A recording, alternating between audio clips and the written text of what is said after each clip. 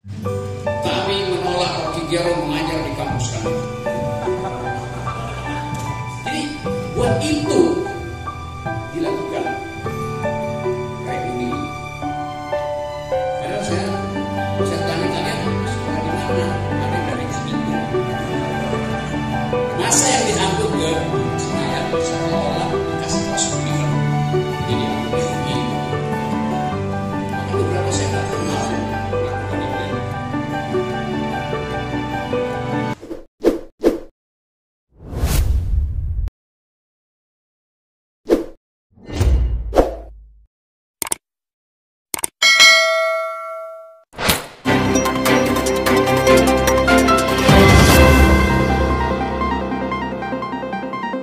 Audio Jungle.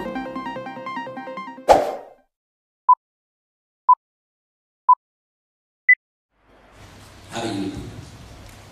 Jadi keadaan itu yang tidak bisa diucapkan oleh rakyat, karena rakyat dari awal tidak dididik untuk berpikir setara, tidak diizinkan untuk protes. Itu yang terjadi. Kenapa kekuasaan menjadi arogan di tingkat elit eksekutif maupun di tingkat legislatif.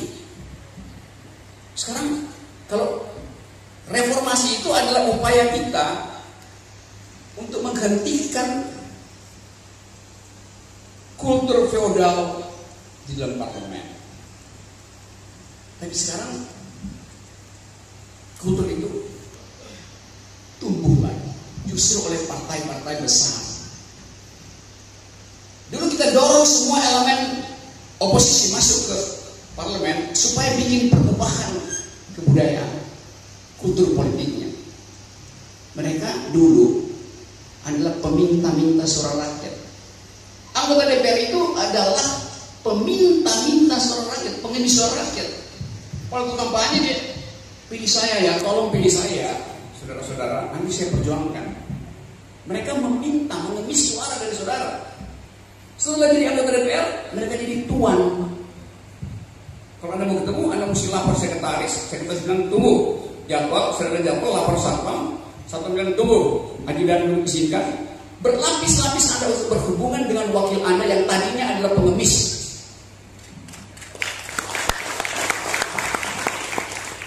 Dalam bahasa Inggris, wakil rakyat itu disebut sebagai watchdog, anjing penjaga. Kenapa dipenjara? Karena dia menggonggongi maling. Menjaga rumah saya, anjing itu menggonggongi maling. Potensi maling dalam demokrasi adalah kekuasaan. Pemerintah berpotensi untuk merampok warga negara. Karena itu Lord Acton bikin dalil, power tends to corrupt and absolute power corrupt absolutely. Oleh karena itu diperlukan pengawas. Namanya DPR, pengawasan. Di dalam metafor disebut sebagai watchdog.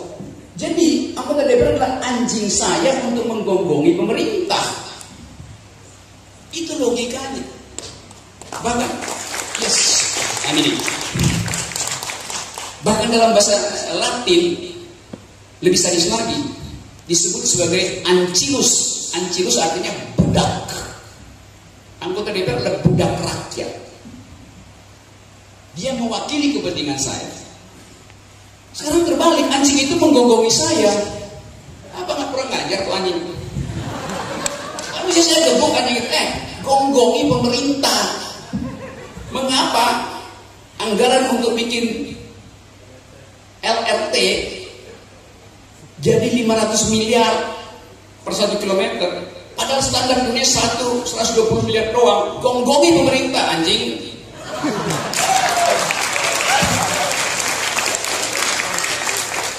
Anjingnya diam. Lalu bagaimana otaknya itu terbalik-balik cara kita menyelenggarakan demokrasi itu? Itu keterangan pertama tentang kekacauan di dalam konsep berbangsa dan berdemokrasi itu yang ingin kita revisi hari ini, mulai dari sini dan untuk selamanya. Jadi itu keadaan kita, keadaan terakhir dari kondisi demokrasi kita. Nah, yang kedua, dari tadi kedua terus ya.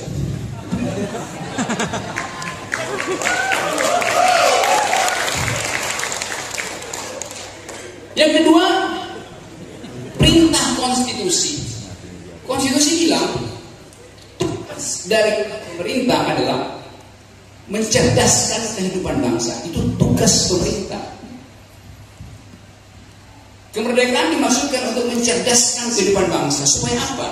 Supaya bangsa ini tidak dibodohi oleh bangsa yang pernah mengkoloni negeri ini. Kita dikolonisasi karena dongo, karena dungu. Karena itu kita dikuasai. Karena itu kemudian ulang akal sehat itu, cerdaskan kehidupan bangsa. Artinya buat narasi yang bermutu. Tugas pemerintah adalah membuat narasi yang bermutu, bukan sekedar menyuruh anak SD menghafal nama-nama ikan. Itu narasi buruk. Artinya pemerintah gagal menghasilkan kecerdasan karena disuruh menghafal. Padahal misalnya dimungkinkan untuk terjadi dialektika pedagogis antara presiden dan anak SD kalau pemerintah, presiden dalam hal ini, punya kemampuan naratif, literasi, logis yang bagus. Artinya akalnya mesti bagus. Misalnya dia datang ke SD di Makassar, anak-anak SD di Makassar, saya presiden Republik Indonesia, bawa 12 sepeda. Tapi jawab satu pertanyaan saya. Si anak mungkin bertanya, kenapa cuma satu Pak? Kenapa enggak 2? Contoh, Pak Presiden bilang, oke, satu dulu. Oke, kata si anak. Apa Pak Presiden? Pertanyaannya. Mulai terjadi percakapan antara pemimpin negara dan warga negara yang masih SD, yang calon milenial.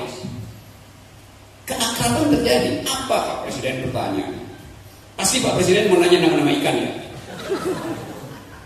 Nah, kenapa kamu tahu? Karena di kabupaten sebelah Bapak nanya itu. Kok kamu tahu kamu di kabupaten? Enggak Pak, saya baca di medsos.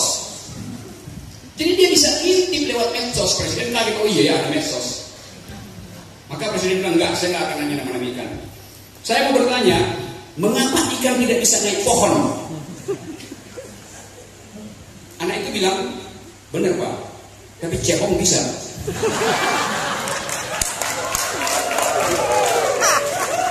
Maka ada dialektika, ada pedagogi. Ya presiden mungkin kaget, tapi mesti dia gembira karena si anak membantah presiden.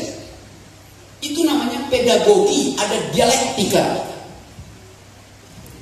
Itu kalau presidennya punya otak. Si anak mungkin akhirnya nggak bisa jawab. Oke Pak Presiden, beri saya 10 menit untuk menjawab. Kata si anak SD, yang anak Bugis, berani. Oke, silakan, kata Pak Presiden.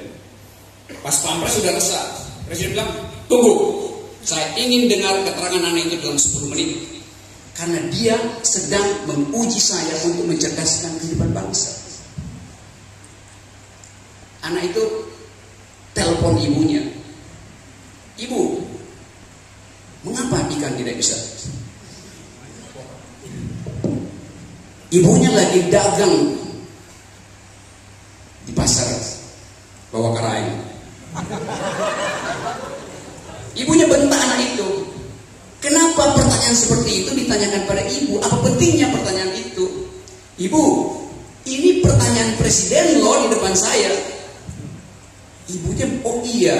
Anaknya bilang, oh, presiden karena ada kuis. Ibunya berusaha buat jawab tapi kurang memuaskan si anak. Anaknya telepon ayahnya. Ayahnya lagi sidang Komisi 3 DPRD di Baros. Tapi si ayah angkat juga teleponnya. Nah, bisik-bisik aja, saya lagi sidang. Cuma satu pertanyaan, ayah, kenapa ikan nggak bisa manjat pohon? Ayahnya bilang, ya kamu pernah diajari tentang hukum kohesi dan adhesi, pernah belajar tentang gravitasi. Anak enggak pernah ayah. Oh kalau begitu tanya pada kepala sekolah. Ayah mau meneruskan rapat. Anaknya dapat ide bertanya pada kepala sekolah. Dia datang ke ruangan kepala sekolah. Kepala sekolah bilang, maaf nak, kurikulum tidak mengajarkan itu.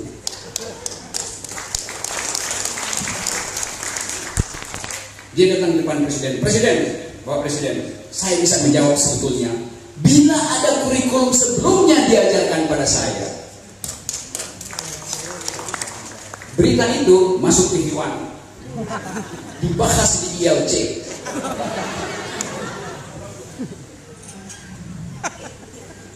Didengar oleh pemerintah, Menteri Pendidikan dan Kebudayaan tidak bisa menjawab di forum ILC. Mengapa tidak ada kurikulum berpikir kritis di tingkat SD?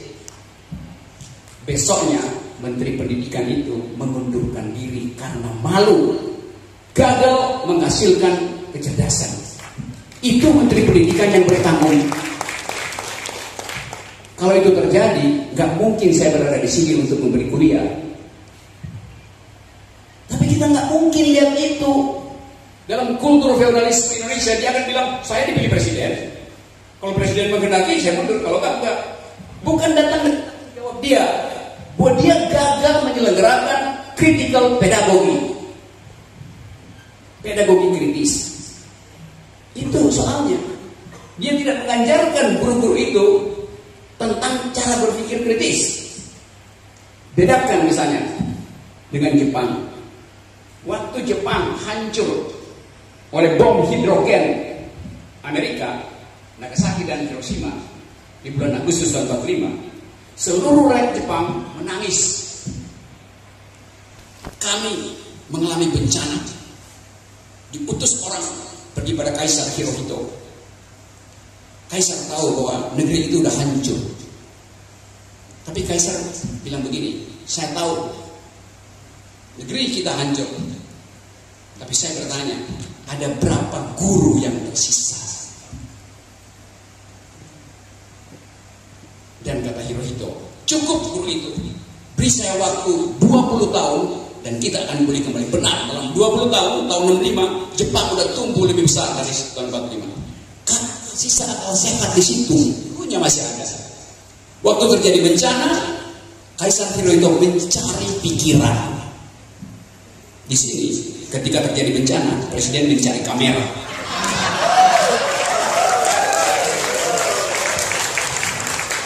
Jadi saya mau terangkan bahwa kebangsaan itu harus diurus oleh orang yang punya akal. Kebangsaan adalah upaya untuk menghasilkan kecerdasan. Jadi saudara-saudara, dalam keadaan hari-hari ini, dalam kedunguan politik hari ini, Akar Institut mengambil inisiatif untuk mengembalikan akal sehat sampai ke akar-akarnya. Itu pentingnya kenapa kita berkumpul di sini. Lebih penting lagi bila pikiran tanya jawab nanti bisa juga diikuti oleh masyarakat yang mungkin pendidikannya kurang dari saudara. Tapi saudara harus mendistribusikan akal sehat ini sampai ke tempat kos saudara, sampai ke pos ronda di desa saudara. Itu kalau kita mau jadi warga negara yang bertanggung jawab, mau mengevaluasi keadaan kekurangan akal dalam upaya untuk menghadirkan ulang suasana berkebangsaan di awal kemerdekaan, yaitu suasana yang penuh akal sehat, penuh retorika, penuh dengan metafor. Kalau sekarang kita berdebat di TV One, marah-marah isinya tuh, maki-maki isinya, nggak ada kedewasaan intelektual. Bayangkan dulu dalam satu perdebatan di awal Republik, Haji Agus Salim berdebat keras dengan lawan politiknya. Lalu dia diganggu oleh seseorang dari belakang, yang duduk di belakang. Haji Agus Salim punya jenggot, karena itu dia kayak kambing. Orang itu sementara Haji Agus Salim menerangkan dalilnya, orang itu lembek mengganggu. Tapi Agus Salim nggak marah. Dia nggak bilang kamu sontoloyo. Agus Salim cuma bilang, panitia, setahu saya diundang di forum manusia. Mengapa ada binatang di ujung sana? Anda lihat kemampuan metaforik. Karena Agus Salim tidak mengajarkan murid-muridnya untuk menghafal nama ikan. Agus Salim mengajar murid-muridnya untuk berpikir modern rasional. Itu bedanya di sana. Dan di sini, waktu Bung Karno kalah di dalam persaingan politik dengan Sultan Syahrir, berebut kursi Perdana Menteri, akhirnya Sultan Syahrir menang. Dan Sultan Syahrir diperlukan karena jago debat di PBB untuk membantah dalil kolonial yang hendak masuk kembali. Wartawan menggoda Bung Karno dengan mengolok-olok, Bung Karno, Anda patah di dalam persaingan politik dengan Sultan Syahrir. Kata Bung Karno, wartawan, sini kamu. Mungkin dari Tribun Makassar. Yes, Bung. Anda wartawan, Anda tahu rotan. Tahu, Bung? Rotan itu hanya mungkin melengkung, tidak patah. Saya hanya melengkung, saya tidak patah. Anda bayangkan, datang dari kecerdasan untuk menemukan satu konsep tanpa mau menghina si wartawan, tapi dia kasih pelajaran bahwa politik itu bukan urusan patah, melengkung. Oke, nanti lurus lagi. Jadi kita lihat bangsa ini dihuni oleh pikiran bermutu di awal. Kenapa sekarang bangsa ini jadi bungu sehingga untuk mengucapkan sesuatu dalam debat politik mutakhir pilpres mesti pakai kisi-kisi. Ya, tingkat tertinggi. Ketika seorang dipuji, otaknya bagus nggak, psikologinya bagus nggak, logikanya bagus nggak, bahasa tubuhnya tertata apa tidak, harus pakai kisi-kisi. Ini bangsa kisi-kisi. Jadi disitulah kemerosotan intelektual. Nah, saya mengerti bahwa keadaan ini disebabkan oleh tidak adanya pendidikan politik di dalam partai politik, tidak ada kurikulum tentang pedagogi di partai politik. Jadi kalau partai politik rapat, apa isinya? Apa berpikir tentang kebangsaan? Berpikir tentang konsep-konsep mutakhir? Dia berpikir tentang siapa anggota partai saya yang akan duduk di badan anggaran. Untuk apa? Untuk merampok APBN. Itu yang ada di otak. Jadi dari awal anggota DPR itu sudah dikondisikan untuk jadi debt collector, bukan jadi public educator, jadi pendidik. Itu mental itu ada di kita hari ini. Itu yang menyebabkan kita gagal untuk mengantisipasi kemungkinan terburuk di dalam pertandingan politik 2019 nanti. Seolah-olah tidak ada faktor global. Hari ini ada 16 partai yang akan ikut pemilu di dalam surat suara. Tapi secara faktual, di dalam perencanaan strategis yang akan ikut pemilu ada 19 partai. Ada tambahan 3 partai non-nasional. 1 partai komunis Cina pasti akan ikut pemilu. Partai Republik Amerika, Donald Trump pasti akan ikut pemilu. Partai Buruh Australia pasti akan ikut pemilu Indonesia. Tentu mereka tidak akan ada di surat suara, tapi mereka menjadi influencer untuk mempengaruhi kebijakan karena mereka punya kepentingan dengan investasi di Indonesia. Jadi global politics adalah bagian dari local politics. Dan coba ditanya, calon presiden mana yang mampu membaca global politics?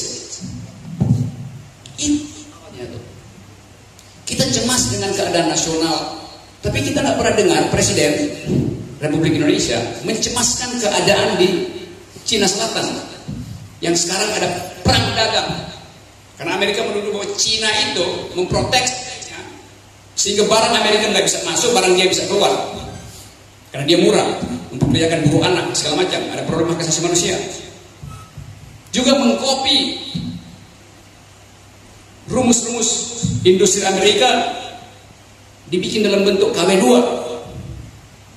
Kalau perang itu dan terakhir perang itu masih berlangsung, perang itu berubah menjadi perang terbuka di regional Asia Tenggara, berapa lama NKRI bertahan? Karena selalu dikatakan NKRI harga mati. Ya oke, mati di menit keberapa? Kalau terjadi perang terbuka di Cina Selatan, nasib NKRI itu hanya 14 jam. Kenapa 14 jam? Karena Amerika akan tutup Cina Selatan karena dianggap Indonesia adalah proksinya Cina. Ditutup dengan armada ke-7. Seven Fleet yang bermarkas di Okinawa turun ke Pakistan, yang dari Pakistan naik ke Okinawa, dijepit di situ, di Cina Selatan. Berpengaruh nggak buat Indonesia? Ya nggak berpengaruh. Bila Indonesia bukan importir bahan pangan, bukan importir energi, bukan importir obat-obatan, tapi Indonesia importir. Minyak kita impor, beras kita impor, bawang kita impor, garam kita impor, obat-obatan kita impor. Semuanya lewat di Cina Selatan. Jadi kalau dikunci di situ, dalam jam kita kelaparan. Begitu banyak rahim yang akan keguguran karena tidak ada obat-obat penahan rasa sakit, tidak ada antibiotik masuk ke Indonesia karena kita negara importir. Jadi kalau dibilang kita berdaulat, berdaulatnya cuma 14 jam selesai. Itu pokok pikiran yang mesti kita bongkar dengan kekuatan perspektif, dengan kemampuan analisis. Itu dasarnya kenapa kita cemas dengan keadaan sekarang. Jadi kalau ada orang, siapa yang dulu ngomong, Prabowo bilang Indonesia bisa bangkrut dan bisa hancur, memang bisa. Itu kalkulasi strategis. Sama seperti orang bilang Rusia nggak mungkin bangkrut, Rusia besar sekali, panjangnya Eropa Asia, bubar juga. Kenapa Indonesia nggak bisa?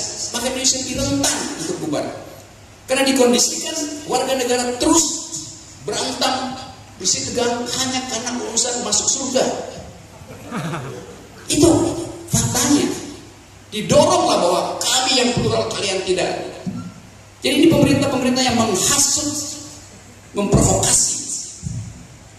Orang yang menghasut, memprovokasi adalah orang yang kepalanya sekedar tempurung karena nggak mampu mengkalkulasi. Akhirnya dia cemas sendiri. Dia yang bikin, sekarang dia cemas bagaimana membutuhkan negara ini. Kecemasan itu hanya ada pada otak yang kosong. Nah saudara-saudara, saya mengundang teman-teman dari Makassar untuk memelihara wadah terakhir dari akal sehat, yaitu kampus civil society LSM. Kalau dibawa itu udah pasti dibayar. Tapi kita ingin agar supaya kesehatan akal pikiran kampus, kesehatan akal pikiran LSM, kesehatan akal pikiran akar institut bisa mengakar sampai ke arus bawah. Dengan cara itu kita menyumbang pada Indonesia yang lebih baik. Terima kasih.